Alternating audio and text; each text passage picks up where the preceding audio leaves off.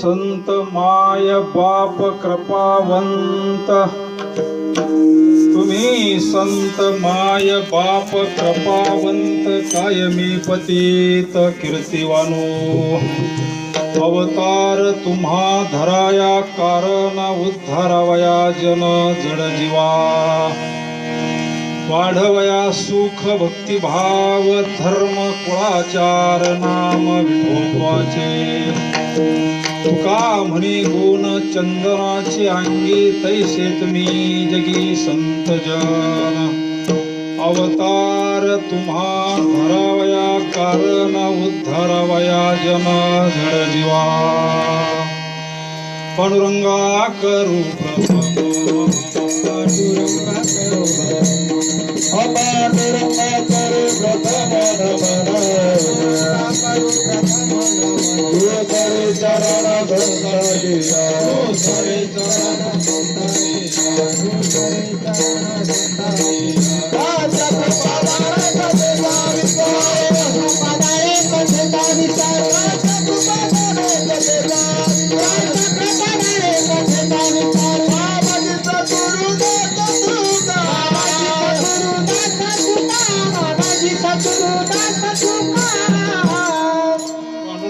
करू प्रथम नमान दुसरे चरण संतांचिया, त्यांच्या कृपादानी कथेचा विस्तारू बाबाजी सद्गुरु दास तुका,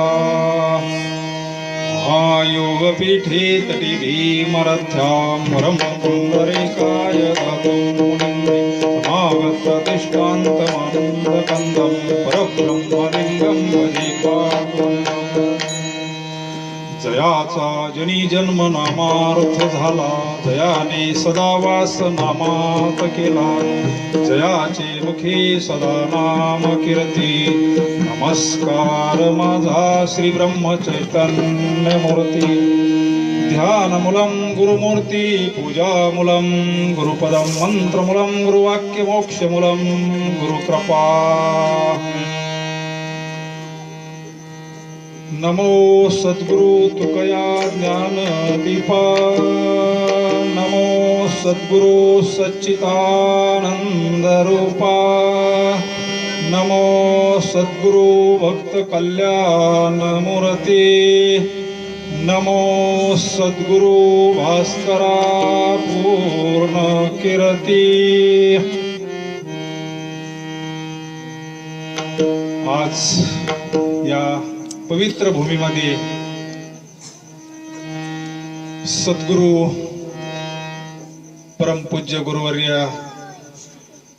नारायणगिरी महाराजांच्या 7व्या पुण्यतिथीच्या निमित्तानं हा सेवेचा योग करू। सद्गुरूंच्या कृपेनं थोडा वेळ सेवा विठाला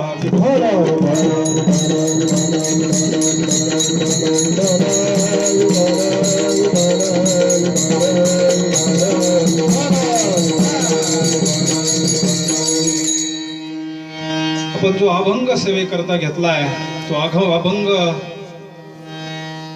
देहू निवासी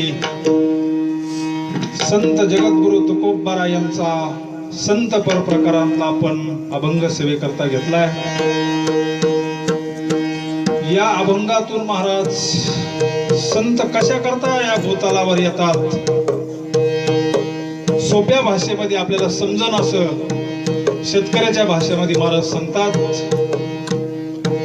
आपले हरिभक्त परायण परमपूज्य तबाजी भवानी थेटे यांच्या वस्तीवर हा पुण्यतिथीचा योग येतोय। सहज काही तसं ठरलेलं नव्हतं, पण सत्य संकल्पाचा दाता नारायण। मागच्या वेळेस ते आजारी होते त्यावेळेस आम्ही भेटायला आलो, भजनी मंडळ होतं।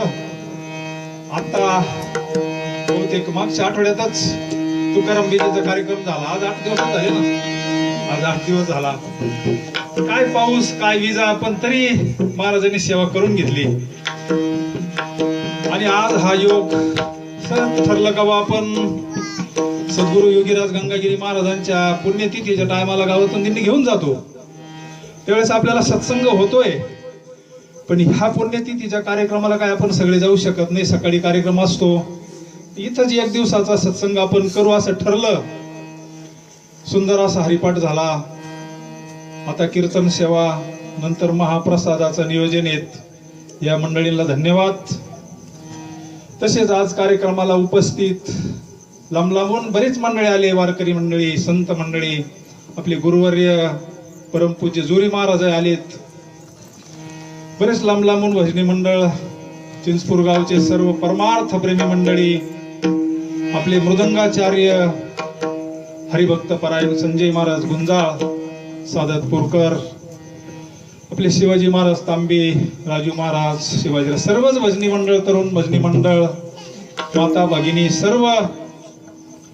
कारण हा पहिलाच कार्यक्रम आहे आपला.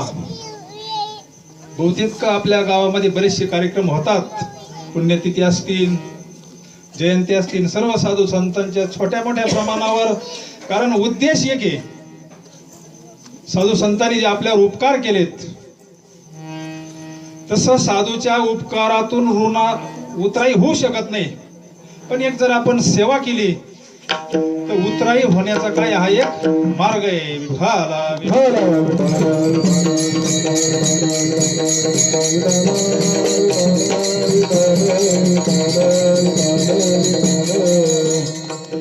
महात्मे ज्या वेळेस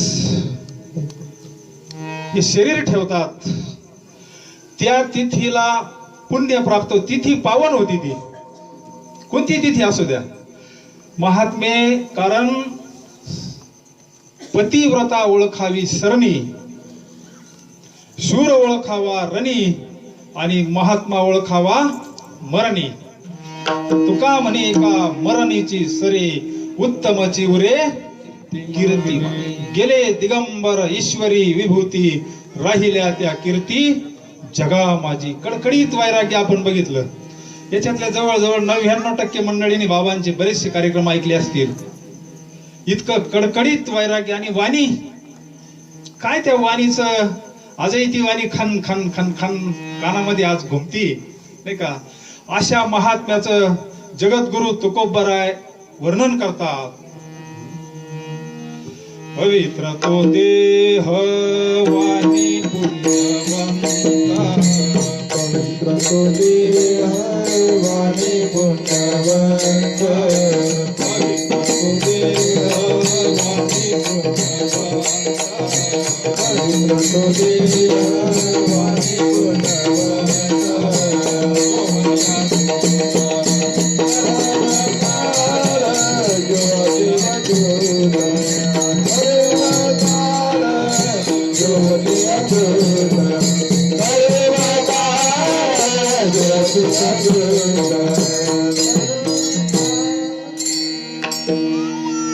माझा पुढं होतंय राजू अण्णा, जरा काय घाबरायचं नाही, सगळे आपलीच मंडळी, बिनधास्त म्हणायचं. पवित्र तो देह वाणी पुण्यवंत, जो वदे अच्युत सर्व काळ, तयाच्या चिंतने तरतील दोषी, जळतील राशी पातकांच्या. देव इच्छी रज चरणाची माती, धावत चालती मागे मागे. काय त्या उरले वेगळे अनेक, वैकुंठ नायक जयाकंठी. अशा ब्रह्मनिष्ठ महात्म्याचं महाराज वर्णन करतात. वाणी पवित्र. कशाने वाणी पवित्र झाली हो? महात्म्याची वाणी. आपली वाणी का पुण्यवंत होत नाही? महात्म्याच्या मुखातून असत्य बाहेर पडत नाही. माझ्या सत्यवादाचे तप माऊली सांगतात. कलियुगामध्ये सगळ्यात मोठं तप जर असेल तर सत्य हे तप आहे. कलियुगामध्ये सगळ्यात मोठं तप.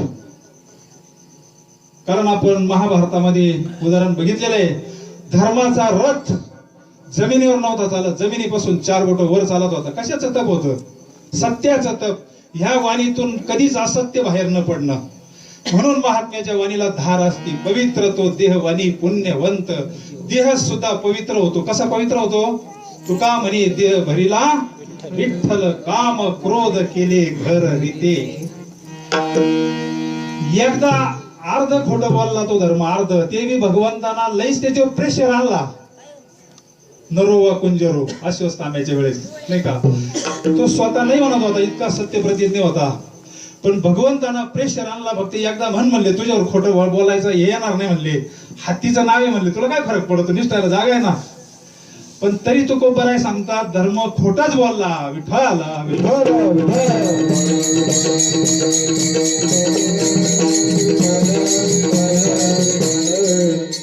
तिथून पुढे त्या धर्मा जरा जमिनीवर चालायला लागला.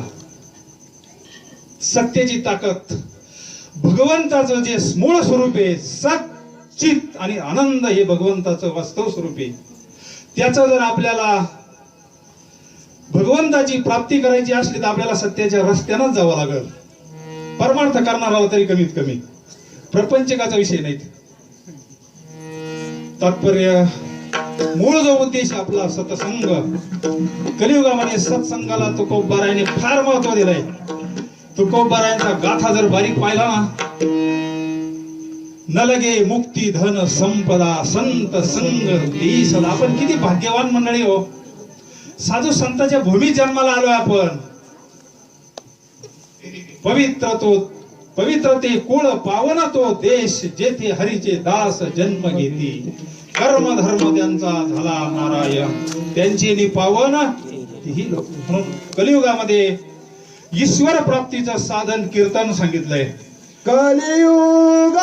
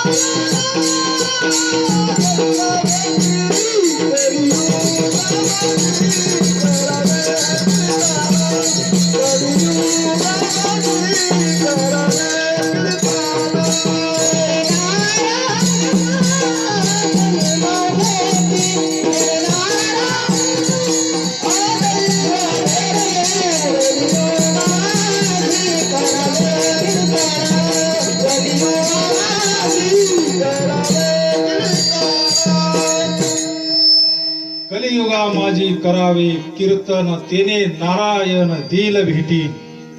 आता हे कीर्तन कसं सगळ्यांना करता येईल? माऊलींना सोपं सांगितलं ना, नाम संकीर्तन साधन पै सोपे, जळतील पापे जन्मांतरीची. महाराज सांगतात कलियुगामध्ये कीर्तनामध्ये पापाचा नाश होतो. पाप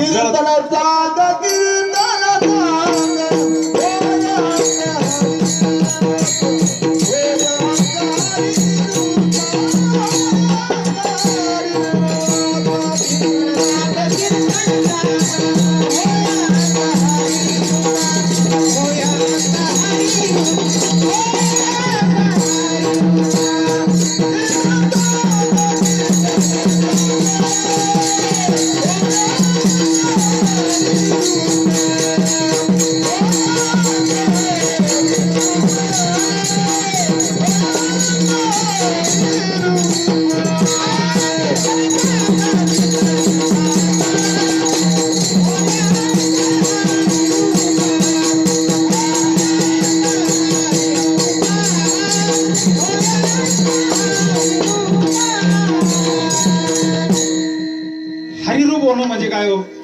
आता प्रमाण झालं, पण हरिरूप होणं म्हणजे नेमकं काय? हरिरूप होणं म्हणजे देहाचं तादात्म्य सुटणं, देहाचा विसर पडणं, कीर्तनामध्ये वृत्ती तल्लीन होणं. अंग होय हरिरूप, देवा आता ऐसा करी उपकार, देहाचा विसर पाडी मज. 3-3, 4-4 तास कीर्तन चालायचं नाही का? म्हणजे ब्रह्मानंदी लागली टाळी, कोण देहा ते सांभाळी. असो ऐसा कोठे आठवची नाही, देहेची विदेही भोगोदशा. असं कीर्तन जर झालं तर ऐकणारा सुद्धा हरिरूप होतो. समाधी ती साधूची समाधी आहे. अर्जुना देवनी निज समाधी, सवेची घातला महायुद्धी. परी कृष्ण कृपा निधी, तटस्थ त्रिशुद्धी लागो निधी. कोणती समाधी होय? 18 दिवस अर्जुन लढतोय आणि समाधी 18 दिवस लढतोय कुरुक्षेत्राचं महाभारतामध्ये. ही साधूची समाधी आहे. सहज कर्मे ती झाली ब्रह्मार्पण. जननो हे अवघा जनार्दन. हे सतत कीर्तने. सततम कीर्तयन्तो माम यतन्तस्य दृढव्रता नमस्यन्तस्य मा भक्त्या नित्ययुक्ता उपासते. सतत भगवंताचं चिंतन जर केलं तर अंग हरिरूप होतं. आपल्याला स्वरूपाचं ज्ञान प्राप्त होतंय. आणि खरं जीवनामध्ये संतांची गरज त्याच्याकरताच आहे हो. आपल्याला असं वाटतं संत वेगळे, भगवंत वेगळा.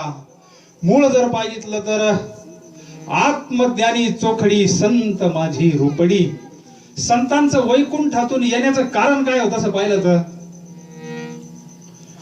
संत जे वैकुंठातून येतात आपल्या करता येतात. वास्तविक काही काम आहे का त्याचे? स्वतःच काही काम नसतं. आपण सगळे खेड्यातली मंडळी आहोत. जर समजा बादली विहिरीत पडली, काय होईल नव्हत्या बादली जर नाही काढली तर? सगळे खेड्यातली मंडळी ना आपण. मग आपण बादली काढण्याकरता काय वापरितो? गळ वापरितो. गळाचं खाली जायचं काही काम आहे का होतं? तसं पाहायला गेलं तर राहत नाही. एका जातीची ऐशी कळवळ्याची जाती करी लाभाविन प्रीती. बस एकच उदाहरण आहे, लाभाविन प्रीती. बाकीचे प्रेम करणारे नाही का, पण काहीतरी लोभ आहे त्याच्या माग नाही का. म्हणजे मंडळी कुठून येतात? आपल्याला हे करण्याकरता वैकुंठातून येतात. आम्ही वैकुंठवासी आलो या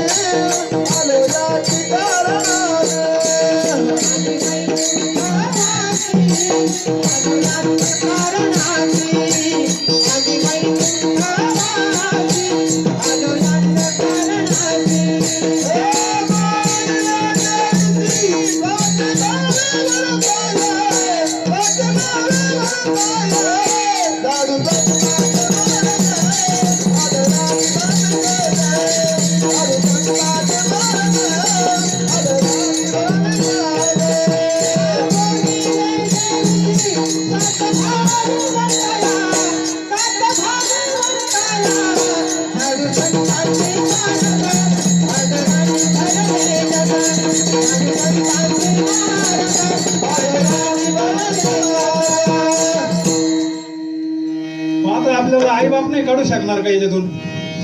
नाही ना, आईबाप काढू शकत नाही. कारण जो सुटलेला आहे तो सोडू शकतो, जो बांधलेला आहे तो कसा सोडेल? माऊलीचं प्रमाण आहे, कैवल्याचा अधिकारी मोक्षाची सोडी बांधी करी, जळाची परी तळवटू घे. संत सोडू शकतो, माता पिता बंधू बहिणी हे तो न पवती निर्वाणी. इष्ट मित्र सजन सखे हे तो सुखाची. एकला मी दुःख भोगी कुंभ पाक जासनी, तेथे तुला सोडविना एका सद्गुरु वाचून. हे आईबाप आपल्याला सोडू शकत नाही. हे आपल्याला जन्म देणारे आई वडील यांची सुद्धा सेवाच करायला सांगितली बरं का. सकळ तीर्थाची या धुरे जे का माता पितरे तयाच्या सेवे शरीर लोन कीजे. पण हे लौकिकातले आई वडील, आई असावी ते मदलासा मातेसारखी असावी. त्या मातेनं आपल्या मुलांना पोटात असताना झोका दिलाय बरं का. हा देह नाशिवंत मळ मूत्राचा बांधा, वरी चर्म घातले रे कृमी कीटकाचा सांधा. रव रव दुर्गंधी अमंगळीचा बांधा, भजे त्या हरिहरा शरण जाई गोविंदा. धाये कृष्ण माऊली परियंदे मदलसा सोहम झोझोरे बाळा. हाय काशी कधी माता आज मुलाला हा उपदेश करणारी. मुलगा जर हरिपाठ करायला लागला, आई म्हणते का तुझं वय का बाळा? हा, खाया प्यायचे दिवस आणि एवढ्या लवकर माळ. पहा आजच्या मदलसा आणि त्या काळातली ती मदलसा नाही का. ती मदलसा माता आपल्या मुलाला उपदेश करते. उठी पुत्रा जाई तीर्थे रे हिंड, जेथे साधू आणि संत असती बा उदंड. त्यामध्ये आत्मज्ञानी जो न बोले वितंड, तो गुरु करीवा उदंड. तो तुझं बुजविल प्रचंड. काय सांगितलं मदलसा मातेना? आणि वडील असावे तर वृषभ देवांसारखे असावे. विठाला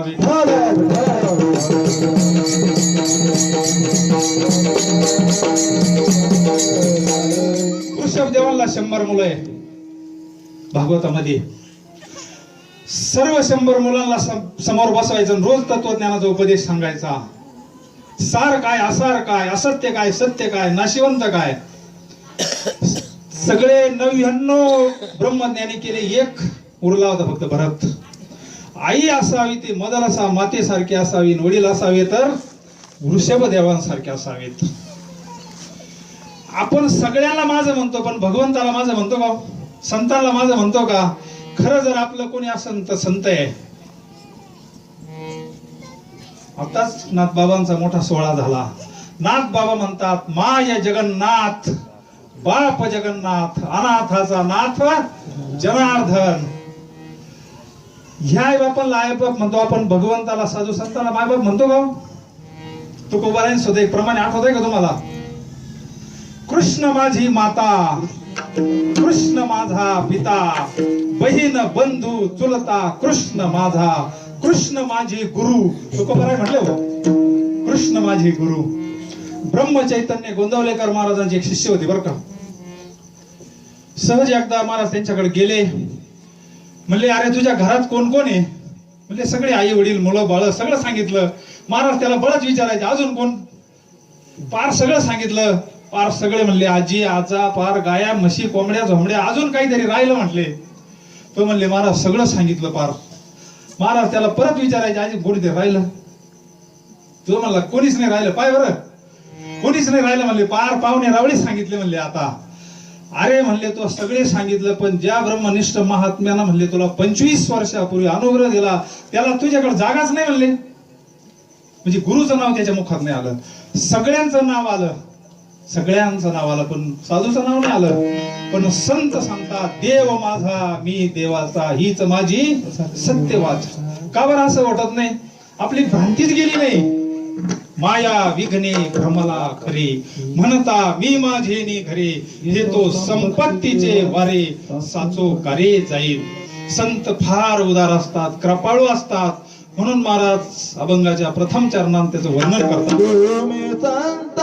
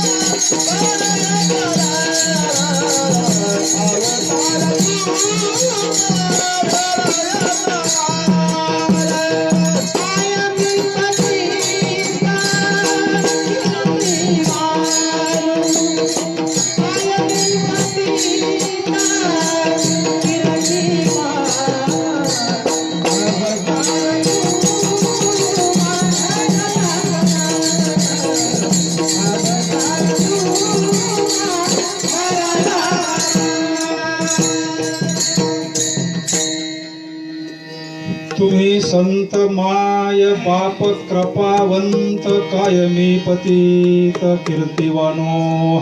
तुकोबाराय म्हणतात संतांना, तुम्ही माझी माय बाप आहेत. संत आईचंही काम करतात आणि वडिलांचंही काम करतात.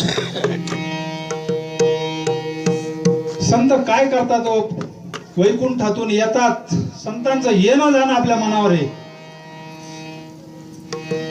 सहज मी आंधळा गा निज निराकार पंथे मी वासुदेव तत्वता कळो येईल विचारिता हे ठाऊक सभाय संता संत येऊन नेमकं काय करतात जाग करतात आपल्याला मग आपण जागे भारे आता जागे भारे आता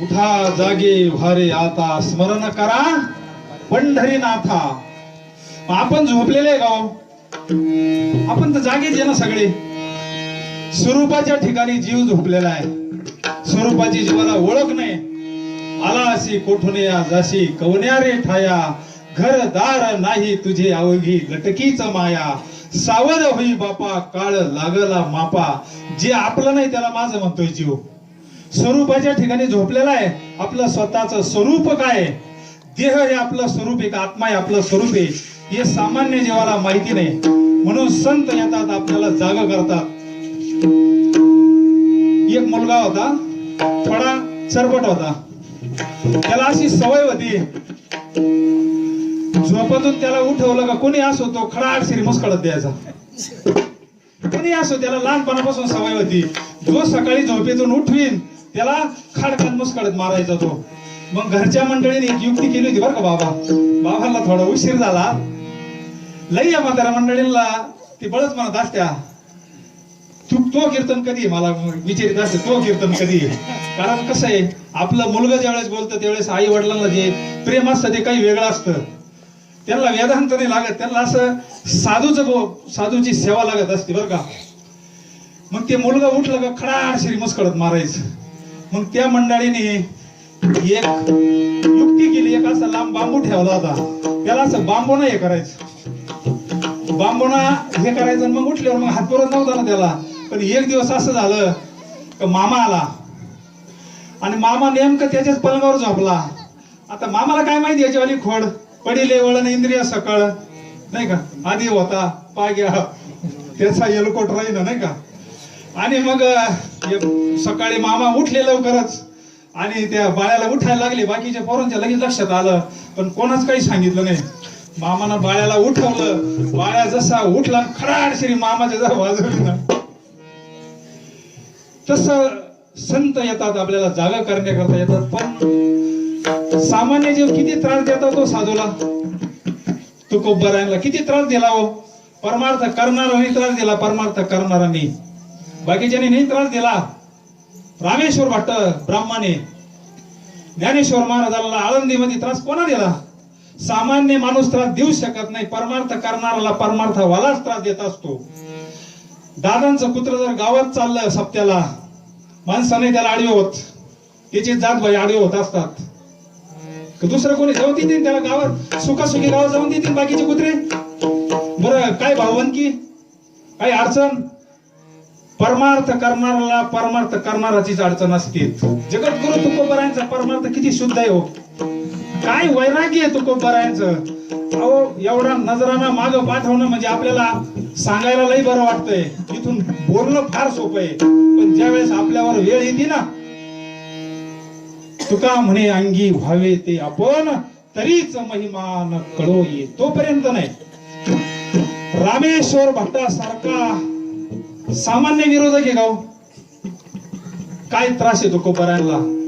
अरे म्हणले हा वेद बोलतो, म्हणले अभंगातून वेद बोलतोय, म्हणले वेदाचा तो अर्थ आम्हासीच ठावा, इतराने वावा भार माथा. वेद अनंत बोलिला, अर्थ इतुकाशी साधिला, विठोबाशी शरण जावे निज निष्ठा. अरे म्हणले हात स्त्री पुरुष सगळे असतात म्हणले याच्याकडला. यारे यारे लहान थोर याती भलते नार, नारी नर खट नट यावे उद्धरून जावे. आणि वेदाचा अर्थ फक्त ब्राह्मणाला म्हणले, इतर जातीला अजिबात नाही म्हणले. आणि मग गेले, बऱ्याच मंडळींनी तक्रारी केल्यात. त्यांनी लगेच सांगितलं गाथा पाण्यात बुडवा म्हणले. कोणा सांगितलं म्हणले तुला हे उद्योग. म्हणले स्वतः पांडुरंग परमात्मा आणि नामदेवराय स्वप्नात आले, जाग केलं आणि मला सांगितलं हे राहिलेलं कार्य कर म्हणले नामदेवाच. पठण गाव आहे आता तरी पठण. अरे म्हणले एवढे आम्ही वेदशास्त्री दशग्रंथी ब्राह्मण म्हणले, काशी रिटर्न म्हणले आम्ही सगळे शास्त्र शिकलो. मग आम्हाला काही होऊन नाही सांगितलं पांडुरंगाना, तुलाच काही होऊन सांगितलं. बरोबर आहे का नाही. हा प्रश्न उपस्थित केला त्या मंडळीने. ते म्हणले मला बाकीचं माहित नाही. तुका म्हणे माझी कुणी वदविली वाणी, प्रसादा वाचोनी तुमची या विठ्ठले. पांडुरंगाना हे सांगितलंय आणि त्याची जर इच्छा असेल तर बुडवायची सुद्धा तयारी नाही. तुकोबराय हल्ले काय निष्ठा असेल तुकोबरायांची नाही का. पण भगवान परमात्मा आहे नाही का, तिथंच धर्मदस बुद्ध भरलं. अन्न नाही पाणी नाही, काय पांडुरंगाला हाका मारले अंतकरणापासून. पण पहा तुकोबराय जेवले नाही, पाणी नाही. तुकोबरायांच्या कुत्र्यांना सुद्धा ते पाळलं बरं. तुकोबरायच्या कुत्र्यांना सुद्धा अन्न पाण्याला स्पर्श नाही केला, धरलं तुकोबरायने. काय निष्ठा असेल तुकोबरायांची. संगतीचा परिणाम आहे माय बापा हो. साधूचे संगती हरी जोडे कोटे कुळे तारी, हरी अक्षरे दोन्ही एका जनार्दनी हरी बोला. असे तुकोबराय रामेश्वर शास्त्रींना असा फटका बसला ना. सहज रामेश्वर शास्त्री एकदा पुण्याला गेले होते. त्यांचं एक आवडतं दैवत होतं भगवान शंकराचं. तिथं दर्शनाला गेले. दुपारची वेळ, असाच उन्हाळा दिवस, गरम झालं म्हणून तिथं एका फकीराचं असं मोठं हे होतं, मशीद होती. अनगड शहा नावाचा फकीर. दुपारची वेळ, एक तर याला अहंकाराचा मध चढलेला रामेश्वर भट्टाला, कोणालाच मानी ना तो. तिथे एक आड होता, सुंदर असं काळं भोर पाणी. हा म्हणला मी याच्यामध्ये स्नान करणार म्हणले. सगळे शिष्य मंडळ आले, म्हणले ते आमच्या गुरु महाराजाचं पाणी, त्याला कोणी स्पर्श सुद्धा करत नाही म्हणले. अरे कोण तुमचा गुरु म्हणले. म्हणले अनगड शाह फकीर. हे म्हणले फकीर फकीर मी तुकोबरायला नाही जुमानिता फकीर काय म्हणले. अहंकार झाल्यावर असं होतं बरं. म्हणून नामदेवराय सांगतात अहंकाराचा वारा न लागो राजसा. परमार्थामध्ये अहंकार फार अवघड आहे. त्यांनी परोपरीनं सांगण्याचा प्रयत्न केला. ह्या बादरानं ऐकलं नाही. ढिली उडी टाकून धपा धपा धपा बराच वेळ पोहत बसला. महात्मा जरी फकीर होते पण पूर्ण अवस्थेला प्राप्त झालेला महात्मा होता. सिद्ध अवस्थेला प्राप्त झालेला महात्मा होता. लगेच बाहेर आला आणि पाहिलं तर हा त्याच्यावाला पूजेचं पाणी. म्हणले तू स्नान करतोय. ऐसे डुबत राव बोले, ऐसे डुबत राव म्हणले. शाप देऊन टाकला. वर आला का तुझ्या अंगाचा जाळ होईल म्हटले. आता कवर पाण्यात राहणार तो का मासा आहे. वर आला का अंगाचा भडका व्हायचा, आग व्हायची, अंग फटायला लागायचं. किती वेळ राहणार हो. सगळ्या शिष्य मंडळाला कळलं. सगळे शिष्य मंडळ आले. फार मोठं वैभव त्याच्यावालं. वर आला का अंग फुटायचं, असं भाजायचं, असं निवळ जाळ व्हायचा. कोण झारी धरतय तर कोण वल्ले कपडे टाकीतय. अशा वागवलेल्या घेऊन गेले. भगत गेले, तोडगे गेले, वैद्य गेले, डॉक्टर केले, सगळे गेले, पण गुण यायला तयार नाही. साधूचा शाप आहे हो. सगळे उपाय थांबल्यानंतर काही मंडळींनी सांगितलं आळंदीला जा, माऊलीला साष्टांग दंडवत घाल, शरण जाय म्हणले. त्यावेळेस माऊलीची कृपा झाल्यानंतर बाकी निश्चित तुला शांतता प्राप्त होईल. आणि मग आळंदीला गेले, साष्टांग दंडवत घातला, शरण गेले माऊलीला. माऊलीनं पहाटी स्वप्नात दृष्टांत दिला. म्हणले बाबा रे, सध्या आमचा दवाखाना बंद आहे म्हणले. आम्ही आता आमचा दवाखाना देहूला खोललाय. तू आता असं कर, देहूला जाय आणि तुकोबरायांना शरण जाय आणि मी पाठवलं म्हणून सांग म्हटले. अहो म्हणले, त्यांची निंदा केली म्हणून तर मला हे झाले ना म्हणले. पूर्वजन्मी पाप केले ते बहु विस्तारले, नाही ऐकिले हरी कीर्तन, नाही केले पुराण श्रवण. म्हणून तर माझ्यावर ही वेळ आली म्हणले. तुकोबरायांची निंदा केली, अनगडशाह सारख्या फकीराची निंदा केली म्हणून तर मला शाप मिळाला. तुम्ही त्याच्याकडे जायला पाठवते. मी आता त्याला तो गाथा बोडवायला लावला म्हणले. म्हणले त्याच्याशिवाय तुला दुसरा कोणता डॉक्टर नाही, तुला गुणच येऊ शकत नाही, तुला तिथंच जावं लागेल म्हणले. नाईलाज झाला आणि भला मोठा तांगा आणि ते शिष्य मंडळान तो रतन अशा वैभवामध्ये ज्यावेळेस रामेश्वर शास्त्री देहूला गेले, तुकोबरायांनी शांत बसले होते. सकाळची वेळ, देवपूजा झाली आणि पांडुरंगाचं चिंतन करीत असे शांत बसले होते. भगवंताच्या चिंतनानं शांत झालेले तुकोबराय रामेश्वर शास्त्री आले.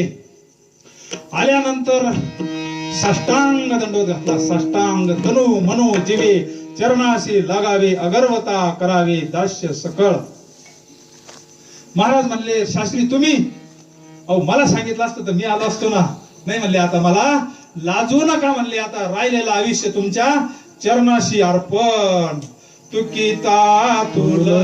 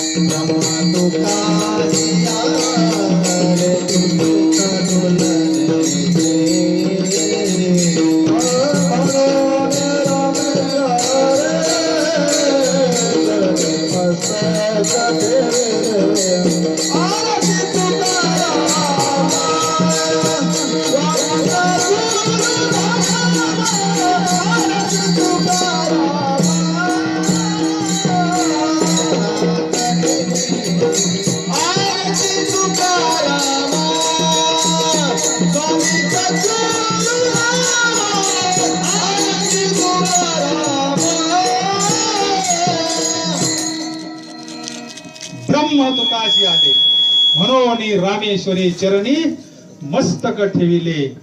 तुका विष्णू नाही तुझा. काय अधिकार आहे तुकोबरायांचा? जगद्गुरु तुकोबराय त्यांना सुद्धा फटका साधा नाही ना. एकाच फटकेत रामेश्वर भट्ट सरळ केला. आयुष्यभर रामेश्वराने पुन्हा शास्त्र नाही पाहिलं. टाळकरी झाले, टाळकरी. टाळ घेऊन तुकोबरायांच्या कीर्तनामध्ये उड्या हाणून नाचत होते. कशाचा महिमा हा? अलिंगन घडी मोक्ष सायुज्यता जोडी, ऐसा संतांचा महिमा झाली बोलायाची सीमा. गंगागिरी नाम घेता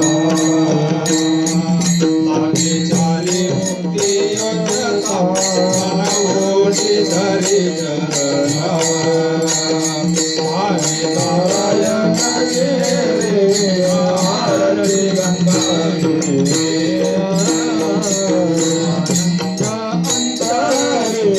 गातले मुक्तीच्या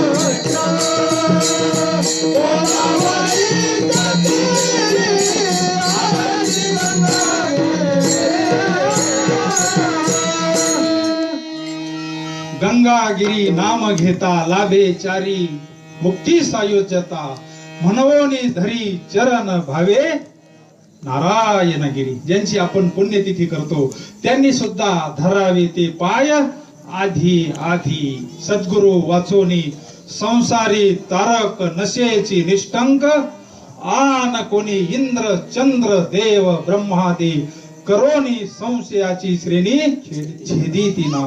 उघडे परब्रह्म सद्गुरूची मूर्ती, पुरविती आरती शिष्याची या.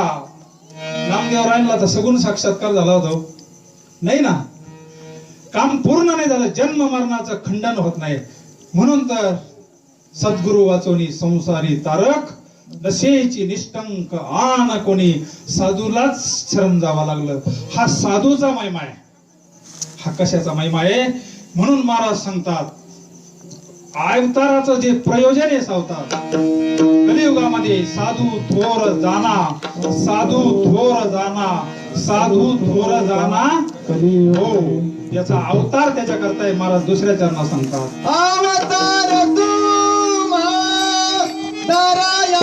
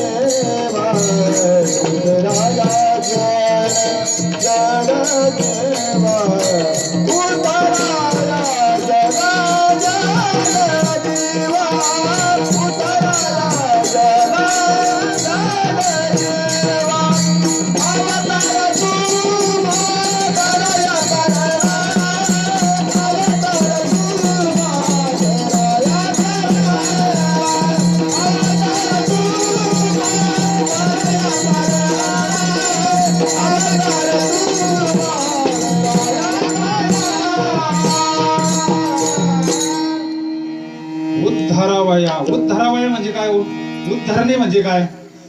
उद्धारणे म्हणजे वर काढणे, ऊर्ध्वगती, जीवाला स्वरूपाची ओळख करून देणं. माऊली सांगतात ना, तद्विधी प्रणिपातेन परिप्रश्नेन सेवया उपदेक्षन्ति ते ज्ञानेन तत्वदर्शिनः.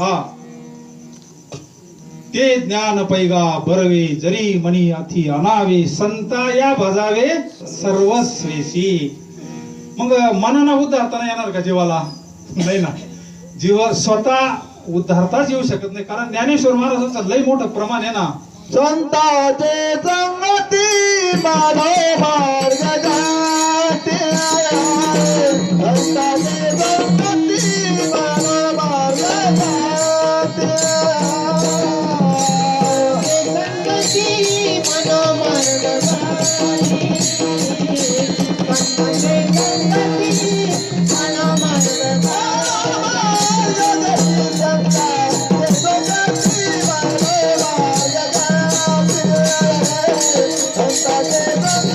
माधव मार्ग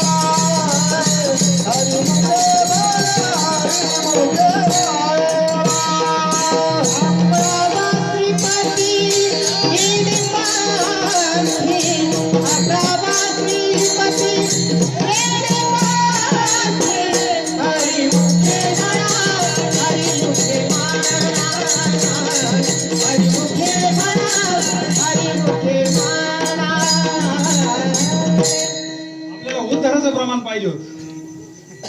आपला विषय कशावर चालू आहे? उद्धारावया जन जड जीवा. ज्ञानेश्वर महाराजांचं प्रमाण आपल्याला उद्धाराचं पाहिजे ना. ज्ञानदेव म्हणे तरलो ज्ञानदेव माने तरलो माने तरलो आता उद्धारले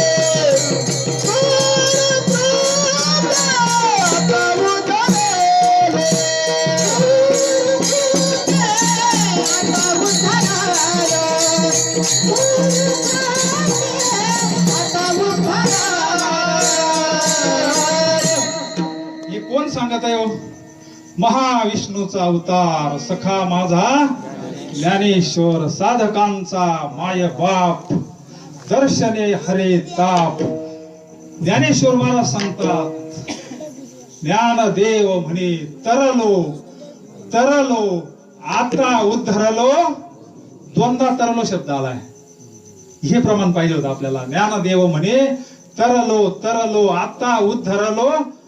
अवतार तुम्हा धरावया कारण उद्धारावया जन जड जीवा. आपण जड आहे का? आपण जड आहे का? अहो जड जे आपण. आपलं जे मूळ जे स्वरूप आहे सच्चित आनंद स्वरूप आहे आपलं मूळ. आपण चैतन्य ममाय वंशी जीवलोके जीवभूता विसरले तया थोर झाली हानी पचतील खानी. आपलं मूळ स्वरूप विसरलो आपण म्हणून आपल्याला जड म्हणलंय. काही ठिकाणी भूत म्हणलंय आपल्याला. आणि आपल्याला मूळ स्वरूपाची ओळख करून देण्याकरता संतर उद्धारावया जन जड जीवा. आणि सगळ्यात मोठी जर आपला फायदा संत सांगत असतील आपलं जे मूळ भगवंताचं जे मूळ स्वरूप आहे सच्चित आणि आनंद स्वरूप आहे. सर्व सुखाचे अगर बाप रखुमा दिवी वर. भगवंताचं मूळ स्वरूप सुख स्वरूप आहे आनंद स्वरूप आहे. मग आपल्याला दुःख का होतं? आपल्याला दुःख होण्याचं कारण काय? आपल्याला दुःख होण्याचं कारण काय? माया विघ्ने भ्रमला खरे. ज्याला माझं नाही त्याला माझं म्हणतोय भगवंताला माझं म्हणत नाही त्याच्यामुळे त्याला खरं सुख प्राप्त होत नाही. त्याच्याकरता महाराज सांगतात तुम्हाला एक दृष्टांत सांगतो म्हणजे तुमच्या लक्षात येण्याचं भजन करा.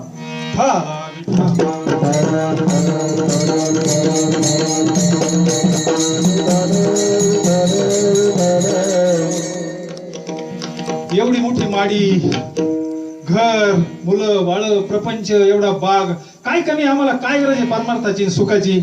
हे विषयाचं सुख आहे. ह्या सुखाला संत सुख म्हणतच नाही. हे साध्यंतची दुःख ज्ञानेश्वर महाराज म्हणतात. अहो हे सुख म्हणजे वीज चमकल्यानंतर जेवढा लाईट पडतो ना अभ्यास करायला तसं सुख आहे हो. सुख जवा पाडे दुःख पर्वता एवढे. आणि यालाच आपण सुख म्हणतोय. हे सुख साधू संतांच्या दृष्टीने हे सुख नाही. आपुला तो एक देव करुणी घ्यावा तेने विना जीवा सुख नाव हे येरते माईक. आपण कशाच्या मागे आहे हो? देवाच्या मागे आहे का येरते माईक? आपल्याच मनाने विचार करायचा. 24 तासामध्ये आपण भगवंताचं किती चिंतन करतो. कशाला दुसऱ्याच्या भीतरीला वळमा लावायचा? आपण येरते माईकच्या पाठीमागे आहे का भगवंताच्या पाठीमागे आहे? कसं सुख मिळालं आपल्याला? एक गरीबाचा मुलगा होता त्याला दूध लय आवडायचं.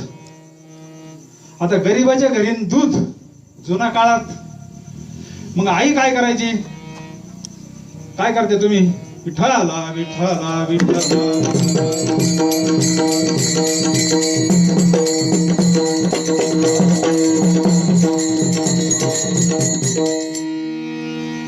आई एका ग्लासामध्ये पाणी घ्यायचं आणि त्याच्यात पीठ टाकायचं आणि हलवून त्याला द्यायची. तो सणासण प्यायचा. त्याच्या दृष्टीनं काय द्या आता दूध आहे ना. लहानपणी बराच काळ झाल्यानंतर एक दिवसाचा प्रसंग आहे. कोजागिरी पौर्णिमा आली आणि मग काय भजन भला मोठं असं चोलंगण, गावरान गाईचं दूध, भला मोठं सत्संग, भजन पूजन, 12 वाजेपर्यंत भजन झालं. आणि मित्र त्याला घेऊन गेला, चाल म्हणजे आमच्या इथं लय गावरान गायन आज कार्यक्रम म्हणजे आमच्या इथं हरिपाठ कीर्तन सगळं झालं. आणि एक मोठा ग्लास भरून त्याला दिला. आता चंद्रामृतामध्ये तापलेलं ते दूध, गावरान गाईचं दूध. जेव्हा तो प्याला तो मग मित्राला म्हणतोय, काय रे? तो म्हणजे गावरान गाईचं दूध आहे. मग आपल्याला आई काय देत होती? आता रात्री 12 वाजता घरी आला, लगेच आईला उठवलं, म्हणजे आई दूध दे म्हणले. अरे म्हणले, बाळ्या एवढ्या रात्री तू दूध दे, बाकीचं मला माहिती नाही म्हणले. ती सर्वाचा रट्टा होता. तो ग्लासभर पाणी पीठ घेतलं, लागली त्याला लगेच हात धरला. म्हणले, आई तू काय करते म्हणले? हे का दूध आहे का म्हणले? बाळ्या तू कुठे गेला होता आज? अरे म्हणले, आई मित्राबरोबर गेलो होतो. काय म्हणले? गावरान दूध अमृत म्हणले ते निवळ. माय बापावर दृष्टांत संपला आपला. आपल्याला जे सुख वाटतंय ना या प्रपंचातलं, मुलं बाळ घर वा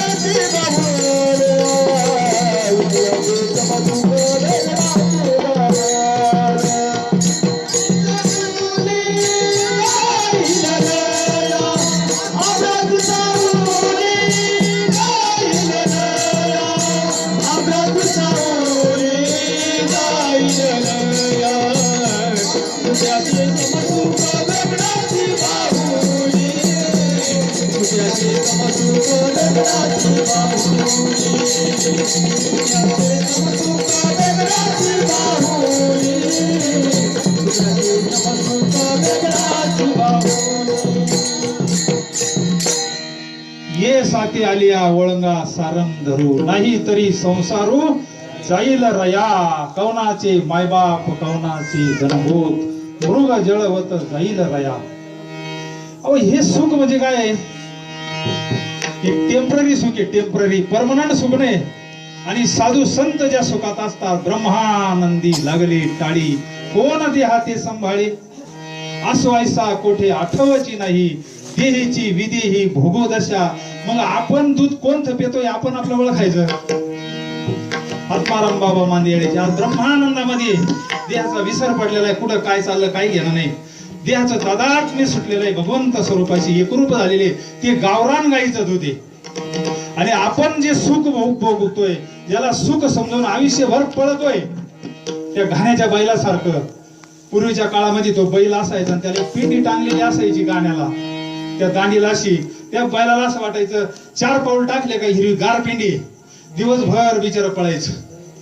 पिंडीची तिची गाठ होईल. तसं आपल्याला बिगर दटवल्याचं पाठीच उठतोय आपण. कोण उठेल आपल्याला पाठी? लाईट आली का उठला ना. कोणतं सुख आहे? विषयाचे समसुख, बेगडाची बाहुली. मग हे सुख आपल्याला मिळणार नाही का? आपल्याला आज हे सुख प्राप्त होणार नाही का? मिळेल ना. संतांचा जर आपण अंगीकार केला, भगवंताचं चिंतन केलं, अंतकरण शुद्ध जर झालं, तुका म्हणे चित्त करारे येऊनी गोपाळ राहे तेथे. आनंद आपलं हे काय आहे? स्वरूप आहे. पण आवरण आलेलं आहे, मल विक्षेप आणि आवरण ह्या दोषानं ते अंतकरण आपलं मलिन झालेलं आहे. त्याच्याकरता सत्संगात जर आलं तर आपलं अंतकरण स्वच्छ होत असतं. कीर्तनाला काय होतं? अंग हरिरूप होतं, म्हणजे अंतकरण शुद्ध होतंय. साधूच्या कृपेना अंतकरण शुद्ध होत असतं, ज्ञानानं अज्ञान जात असतं आपल्याला. एकदा अज्ञान गेलं का मग खरं सुख आपल्याला प्राप्त होत असतं. सदा नाम घोष करू हरी कथा, तेने सदा चित्ता समाधान. समाधान हे आपलं काय आहे? पगार आहे, पगार. पगार आहे. मिळतंय का प्रपंचात समाधान आपल्याला? म्हणून तर इथे येतंय ना. सतसंग बिन विवेक न होई, राम कृपा बिन सुलभ न होई. कलियुगात सत्संग फार श्रेष्ठ सांगितलं. कलियुगामध्ये ना सगळ्यात सोपं जर असेल तर त्रिवेणी संगम सांगितलं बरं. हा कलियुगामध्ये काय? हा देव भक्त आणि नाम हे त्रिवेणी संगम कलियुगामध्ये सत्संग म्हणून. म्हणून कलियुगामध्ये सत्संगाला जर आलं तर ह्या सुखाचा पत्ता महाराज अभंगाच्या 3ऱ्या चरणात सांगतात. वाढावया सुख भक्ती भाव धर्म, वाढावया सुख भक्ती भाव धर्म, वाढावया सुख भक्ती भाव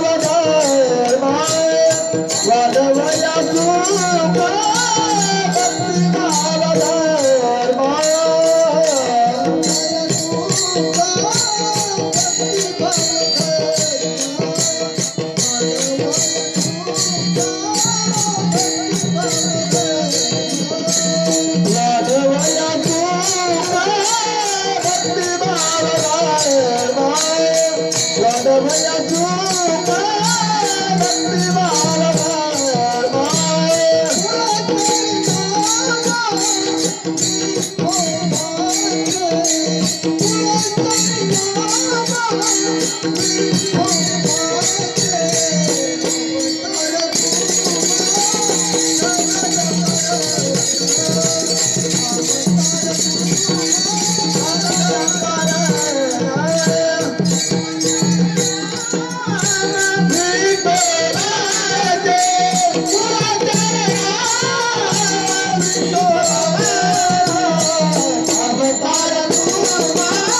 भाव धर्म.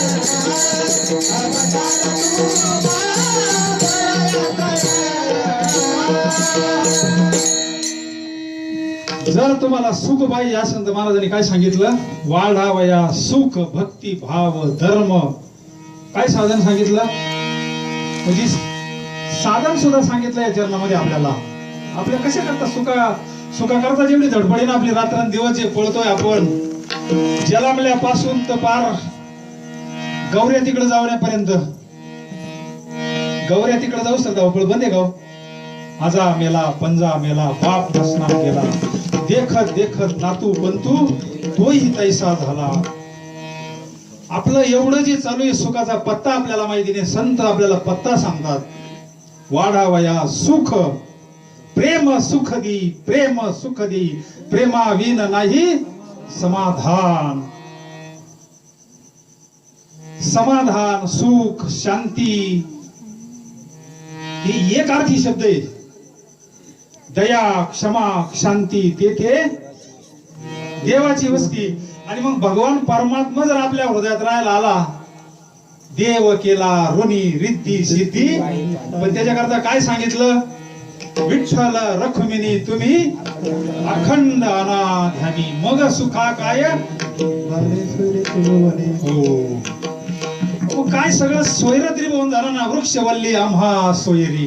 काय होतं तू कोबरायंगाडवर तसं जर पाहिलं तर तू का म्हणे खातो आम्ही आनंदाचे. आता कसा मेळ लावायचा याचा तुम्हीच सांगा. आता तुकोबरायांचं चरित्र आपण फार लहानपणापासून ऐकतोय. तुकोबरायांचं चरित्र तेच तुकोबराय सांगतात आम्ही आनंदाचे लाडू खातो रोज. रोज दिवाळी दसरा म्हणले आम्हाला. साधू संत येते घरात होती. आज खरी विठ्ठल दादांची दिवाळी. एवढे संत यांच्या घरात दारा वैष्णव मंडळी आले. आज खरी दिवाळी तुमची बर का. कुठे गेले ते?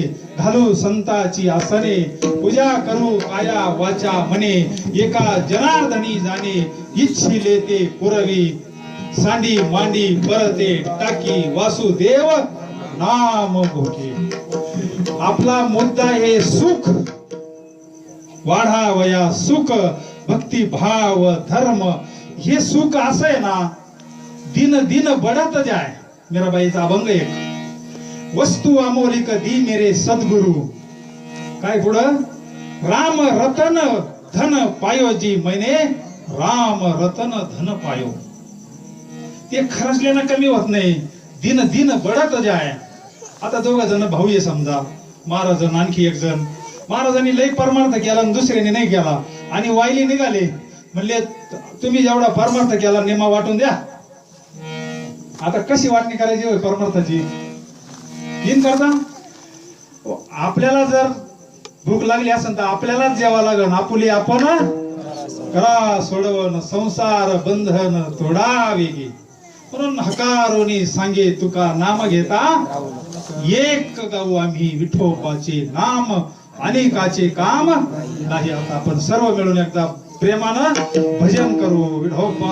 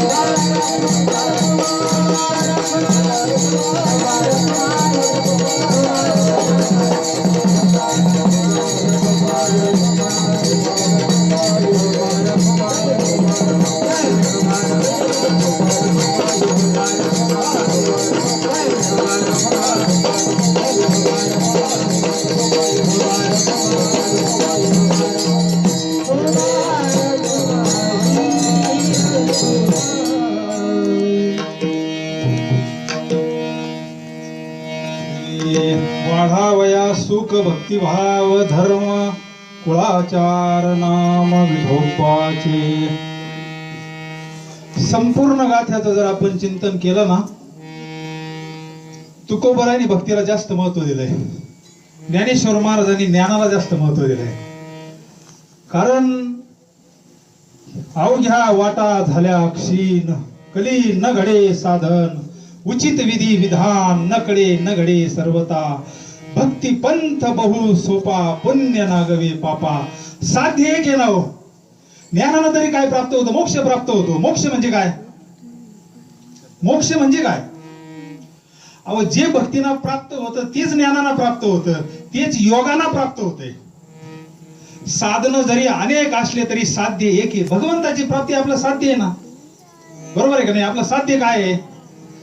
ईश्वर प्राप्ती हे आपलं साधन आहे. हे मनुष्य देह त्याच्या करता दिला, देवे दिला ते भजना, हा उपदेश आपल्या करता आहे.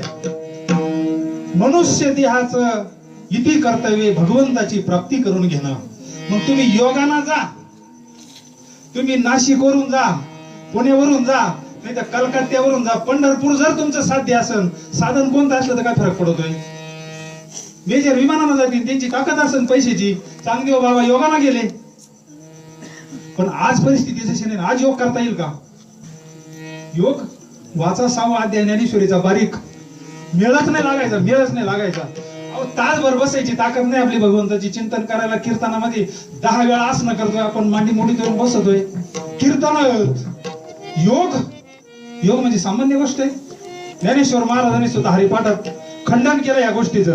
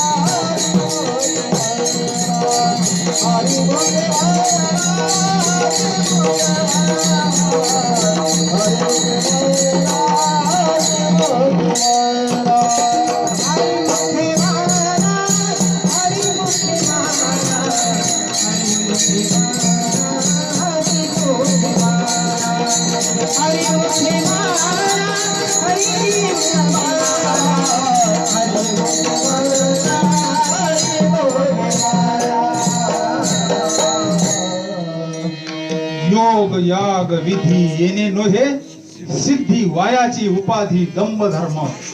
त्या साधनानं ईश्वराची प्राप्ती होती, पण आज आपण करू शकत नाही. आज आपण भक्ती करू शकतो, नामस्मरण करू शकतो, भावे गावे गीत शुद्ध करोनिया तुझ भावा आहे देव, तरी हा सुलभ उपाय. मग चांगला सोपा रस्तो काट्या कुट्याच्या रस्त्याला कायला जायचं. साध्या गोष्टीनं जर गुण येत असेल तर हे कडुलिंबाचा पाला खायची काही गरज आहे का? ज्याला करता येईल योग त्यांना खुशाल करावा. साधू संतांचं हे नाही. पण कलियुगा माझी सगळ्यात सोपं साधन सांगितलं. नाम संकीर्तन साधन पै सोपे, जळतील पापे जन्मांतरीची. कारण बाकीची जे साधन आहे सगळ्यांना अधिकार नाही ना. इथं कीर्तनाला काही असं बंधन आहे का आमके जे तपासित मान करू पाय घात, तपासित मान करू पाय घात, तपासित मान करू पाय घात, तपासित मान करू पाय घात, तपासित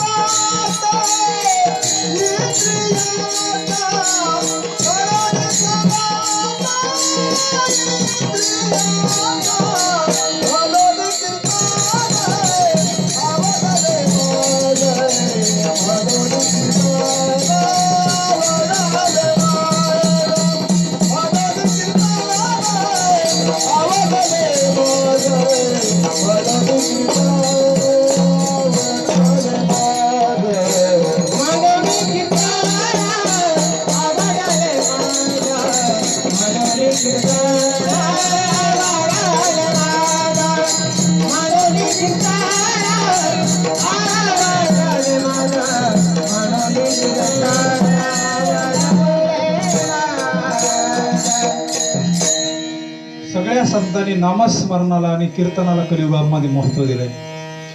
कारण अल्प आयुष्य मानव देह शत गणिले ते अर्ध रात्र खाय, मध्ये बालत्व पीडा रोग क्षय, काय भजनासी उरले ते पाहेगा, राम राम स्मरा आधी क्षणभंगूर नाही भरवता, भारे सावध तोडा माया आशा, काही न चले मग गळा पडेल फासा, पुढे हुशार थोर आहे वळसा गा, राम राम स्मरा आधी. साधू संतांनी आपल्याला सोपी पायवाट राजमार्ग नामस्मरणाचा कलियुगामध्ये सांगितला. एकच प्रमाण संतांचं, आवडे देवासी तो ऐका प्रकार. नामाचा उच्चार रात्रंदिवस बर का, पण रात्रंदिवस तुळशी माळ गळा, गोपी चंदन टिळा, हृदयी कळवळा वैष्णवाचा. किती सोपं साधन आहे हो कलियुगामध्ये. ग्रस्तीला सोप्यावरी मामा जाणे धैर्य जाती, सोप्यावरी मामा जाणे धैर्य जाती, सोप्यावर मामा जाणे धैर्य जाती, सोप्यावर मामा जाणे धैर्य जाती, माल तुम्ही हाती देवोने नाचाई, माल तुम्ही हाती देवोने नाचाई, हाताला तुम्ही हाती देवोने नाचाई, समाधीचे दुःख जाणा होवालो, समाधीचे दुःख जाणा होवालो, समाधीचे दुःख जाणा होवालो, समाधीचे दुःख जाणा होवालो. आता झालंय प्रमाण सगळ्याला मान्य, पण आपण नामस्मरण करतो किती वेळ आपण आपलं ठरायचं. आता इथं येतो बरेच ठीक आहे, सत्संग तर काय कीर्तन रोज नाही आपल्याला. घरी गेल्यानंतर आपण नामस्मरण किती करतो? कारण सगळे म्हणतात तुका म्हणे सोपे आहे सर्वहून, सोपं सोपं सोपं म्हणून आपण त्याच्याकडे दुर्लक्ष केलंय. सोपं म्हणजे बाकीच्या साधनापेक्षा सोपं, योगापेक्षा सोपं, यागापेक्षा सोपं, तपापेक्षा सोपं म्हणून सोपं आहे. सोपं म्हटल्यानंतर आपण त्याच्याकडे दुर्लक्ष केलं, आपण नामस्मरणही करत नाही आणि ज्ञानेश्वरी वाचत नाही, गाथाय वाचत नाही, योग यागाला तर फाटर देऊन टाकला. त्याच्यामुळे आपल्याला खरं सुख प्राप्त होत नाही. आपण जर ठाईच बैसोनी करा एक चित्त, आवडी अनंत आळवावा, न लगती सायास जावे वनांतरा, सुखे तो घरा नारायण. हे संतांचे आपल्यावर उपकार आहे. प्रत्येक काळात संत आहेत, आजही संत आहेत, इथून मागही झाले आणि इथून पुढे राहतील. संत बीज पलटे नाही, जुग गए अनंत, हर युग में अवतार धरे, फिर संतन के संत. म्हणून असे संत वैकुंठातून येतात, आपल्यासारखा देह धारण करतात, आयुष्यभर चंदनासारखे झिजतात.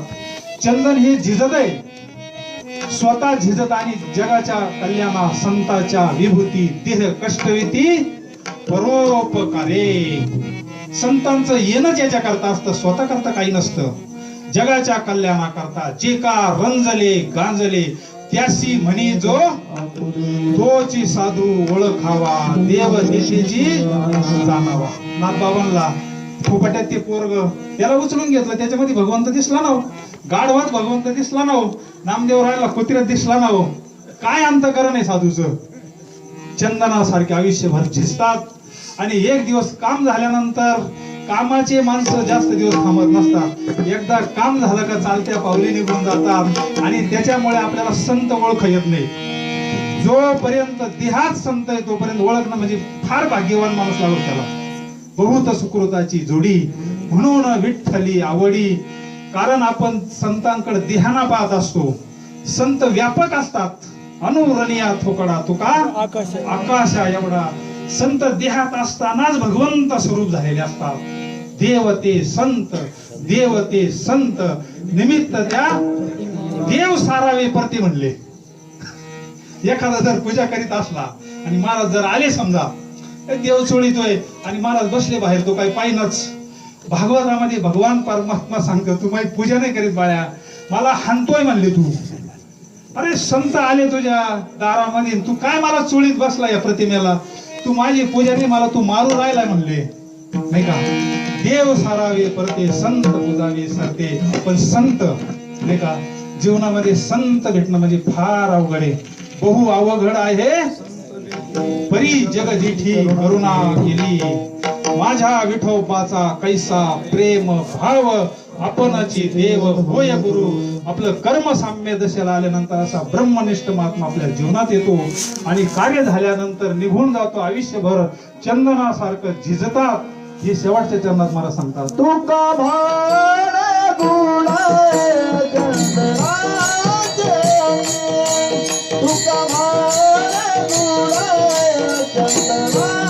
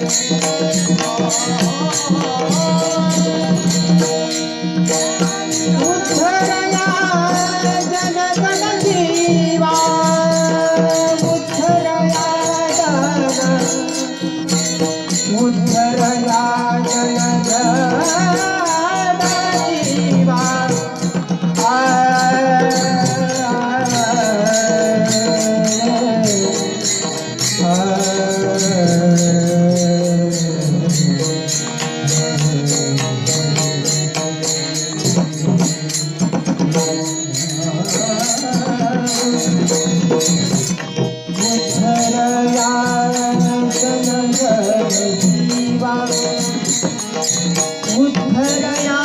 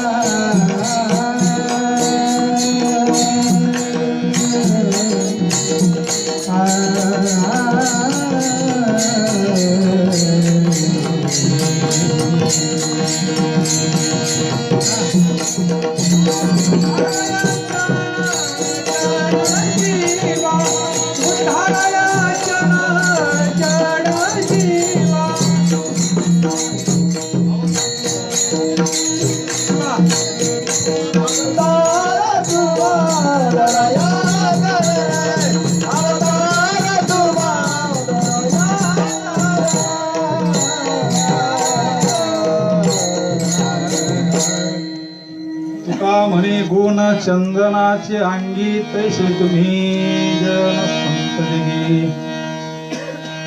आज दादांच्या वस्तीवर सुंदर असा सत्संग झाला.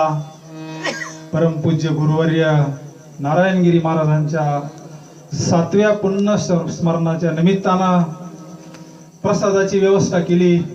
सर्व भजनी मंडळ आपले मृदंगाचार्य संजय महाराज गुंजाळ, सर्व गायक मंडळी, बाहेरगावून बरेच गायक मंडळी आलेत, आपले गावातले तरुण भजनी मंडळ, सगळे वयस्कर मंडळी, आपले आलेले गुरुवर्य जोरी महाराज, त्यांच्याबरोबर आलेले, त्यांचं काय नाव, वाडगे महाराज, थेटे कुटुंबाच्या वतीनं जोरी महाराजांचा थोडा सन्मान होतोय.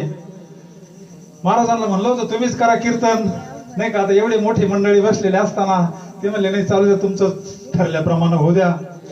महाराजांचा 1-2 मिनिटांमध्ये विठ्ठलराव सत्कार करतात. या हरिभक्त परायण गुरुवर्य जोरी महाराज, या आपले पाटील त्यांचा सन्मान करतील श्रीफळ आणि हार देऊन. हरिविठ्ठल श्री ज्ञानदेव तुकाराम पंढरीनाथ भगवान की, माऊली ज्ञानेश्वर महाराज की, जगद्गुरु संत तुकाराम महाराज की, सुरदास महाराज की, सद्गुरु गंगागिरीजी महाराज, सद्गुरु नारायण गिरीजी महाराज की जय. सर्वच मंडळींना धन्यवाद. ही मंडळी आपल्याला आपली जी दिंडी जाते इथून बेटावर श्री क्षेत्र चिंचपूर ते श्री क्षेत्र सरला बेट, सुरदास महाराज पायी दिंडी सोहळा, त्यावेळेस आपल्याला ही मंडळी चहा पाणी फराळ देतात. आणि आज योग असा आला, अमृत योग आहे हा, पर्व काळ सापडलाय त्यांना, नाही का. दादांनी आयुष्यभर तन मन धनाने केलेली सेवेचं फळे बरं आज एवढा पर्व काळ सापडणं त्यांना.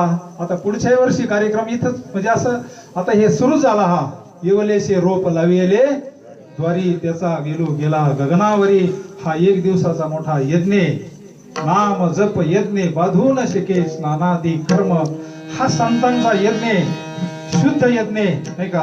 म्हणून झालेली सेवा समर्थ सद्गुरूंच्या चरणी समर्पित. किंबहुना तुमचे केले धर्म कीर्तन सिद्धी गेले, माझे ते पुरले वाईट पण. ज्ञानेश्वर मावले ज्ञानराज माहुले, ज्ञानेश्वर माहुले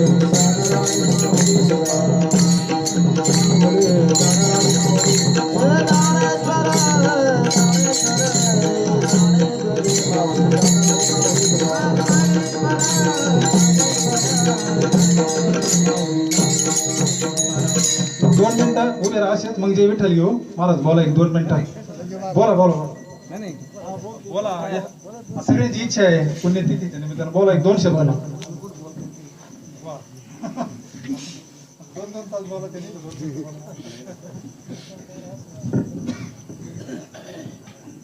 आज या ठिकाणी नानांच्या वस्तीवर आपण सगळे ब्रह्मलीन नारायण गिरीजी महाराज यांच्या पुण्यतिथी निमित्ताने जमलो आहोत. खरं तर हा आपल्या सर्वांकरता हा एक पर्वणीचा दिवस आहे. एक साधूची पुण्यतिथी साजरी करणं भाऊंनी खूप चांगल्या पद्धतीनं आपल्याला सांगितलेलं आहे, जास्त काही बोलायचं नाही. पण नानांचा एक प्रसंग मी तुम्हाला सांगतो की आज ही पर्वणी आपल्या सर्वांना नानांच्या रूपात का आली. मला वाटतं महिन्यापूर्वी भाऊंचा मला फोन आला की आपल्याला बेटात जायचंय, नानांची तब्येत बरी नाही. मग महाराजांना फोन केला. आता महाराज महंत रामगिरीजी महाराज नानांना वैयक्तिक चांगल्या प्रकारे ओळखतात. महाराजांनी एक संध्याकाळची वेळ दिली, मी थांबून राहतो म्हणे, नानांना घेऊन या. मग आम्ही सर्वजण, भाऊ होते, शिवाजीराजे, एक 7-8 जण आम्ही नानांना घेऊन गेलो. त्यावेळेला पुण्याची काहीतरी ट्रीटमेंट चालू होती नानांना. तिथे गेलो, महाराजांनी काही कार्यक्रम दिले, काही औषध दिलं, त्या पद्धतीनं ते सुरूही करायचं राहिलंच होतं. पण तिथून दर्शन घेऊन आल्याच्या नंतर नाना म्हणे, आता महाराजांना म्हणे, आता मी आता गेलो तरी चालेल, आता माझं काही शिल्लक राहिलेलं नाहीये, आता माझं आता हसत हसत मरणाला सामोरे जाईल आणि मला तुमच्यापर्यंत यायचं होतं, तुमचं दर्शन झालं, गंगागिरी महाराजांच्या समाधीचं दर्शन झालं. मी आता कृतार्थ झालो. त्याच्यानंतर एक 8-10 दिवस गेले आणि मला वाटतं विठ्ठल भाऊंच्या मुलाचा मला फोन आला. रात्री आम्ही भेटतच होतो. रात्री 11, 11:30, 10 वाजता आला वाटतं. तो इतका आनंदाने माझ्याशी बोलत होता. त्याचा आनंद बघून माझ्या सुद्धा तिकडे डोळ्यात पाणी आलं. तो म्हणे, महाराज नानांचे सगळे रिपोर्ट दर्शन घेऊन आल्याच्या नंतर जे रिपोर्ट दिले होते ते सगळे रिपोर्ट नील आले म्हणे. इतकं बरं वाटलं. तेवढ्या रात्री मी महाराजांना फोन केला आणि महाराजांनी सुद्धा नानांकरता खूपच एक वेगळेच आशीर्वाद तिथून पाठवले. आणि त्यांना जी हा चमत्कार त्यांच्या आयुष्यात झाला. कारण पहिले रिपोर्ट नंतरचे रिपोर्ट आपल्याला सर्वांना माहीतच आहे. हा केवळ एक श्रद्धेचा परिणाम झाला. आयुष्यभर नानांनी बेट सोडून काही पाहिलं नाही. नारायणगिरी महाराज, गंगागिरी महाराज सोडून काहीच नाही. मध्यंतरीचा बराचसा काळ असा खर्च गेला. त्यात बरेच लोक इकडं तिकडं बाजूला इकडं तिकडं फिरली, पण नानांनी तो विचार कधीच केला नाही. बेट म्हणजे बेट. त्या ठिकाणी कोणीही आला तरी तो आपल्याला पूजनीय असेल. आणि अशा पद्धतीने नानांनी श्रद्धा बेटावरची हलू दिली नाही आणि त्याचं फळ नानांना मिळालं. त्याच रूपात आज हा कार्यक्रम या ठिकाणी साजरा झालाय. नानांचा उत्साह, विठ्ठलरावचा उत्साह, सगळे त्यांचे कुटुंबीय त्यांनी आपल्याला सर्वांना एकत्र आणलं. खरं तर नानांनी आणलं. आणि खरं तर मला असं वाटतंय की हा आजच्या पुरता विषय नाहीये. आता हे जबाबदारी कदाचित नानांनी विठ्ठलरावावर टाकलेली आहे. पुढेही आता हे चालावं लागणार आहे. नंतर काय असेल ते माहित नाही, पण एक सुरुवात अशी चांगली झालेली आहे आणि याचा शेवट नक्कीच होणार नाही याची खात्री आहे. एवढं बोलून मी सर्वांची रजा घेतो आणि थांबतो. जय हरी. जय विठ्ठल, जय हरी विठ्ठल.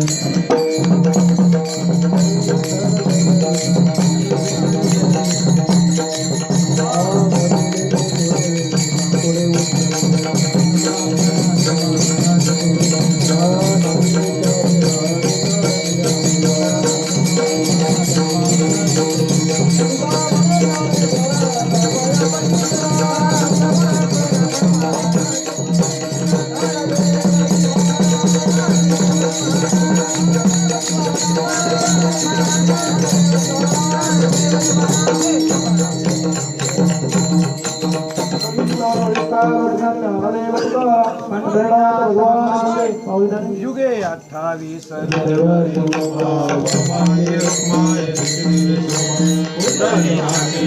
ब्रह्मा